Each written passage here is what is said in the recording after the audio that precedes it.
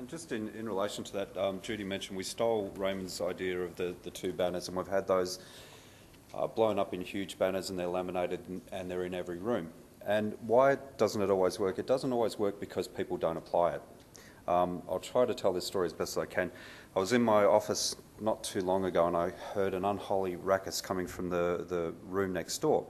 And thinking that a class was out of control, I was shocked to walk in and find out that it was 4 kids and a teacher doing a withdrawal class. Now, there's a bit of a role reversal here.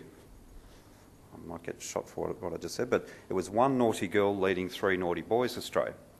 And the teacher in this case was doing nothing to intervene. He was doing nothing to step in.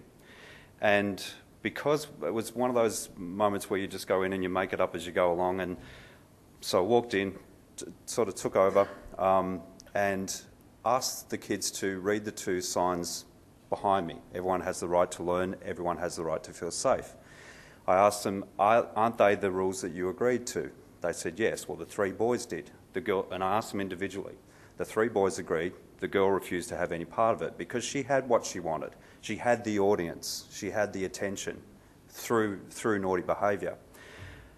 So by the time I got to her and she was saying, no, doesn't apply to me, no, don't agree to that. And I said, well, okay, the rest of the class agrees to that, so you have indicated that you don't want to be part of this group, that you don't agree to the rules, so I'm going to address what I'm saying to the boys. And I addressed all of my conversation to them. And can't remember exactly what I said because it was one of those spur-of-the-moment things.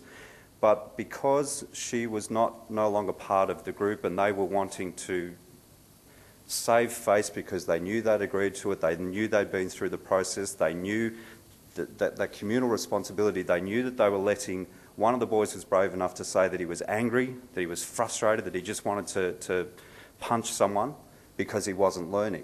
And I asked the boys to talk about, well, do you think you've got the right to make Billy feel that way? And they said no. And it was really interesting to see how the girl had to modify her behaviour to get access back into the group. So in a very silent way, they were able to use that communal responsibility to get her to change her behaviour. So to me, it was real evidence of what Raymond says, that these techniques work if they're used, if they become more than just a colourful banner or a colourful poster on the wall. They've got to become part of your practice. And Judy has a term that she uses, the hard conversations, and one of the things that we've had to do as a leadership team this year is to be brave enough to have the hard conversations when people come up to us as, we're team leaders this year, but it's a fancy word for coordinators, but to say to people, you know, when people have come up and said, well, Billy's misbehaving, fix him. We've had to ask, well, what have you done and what are you going to do?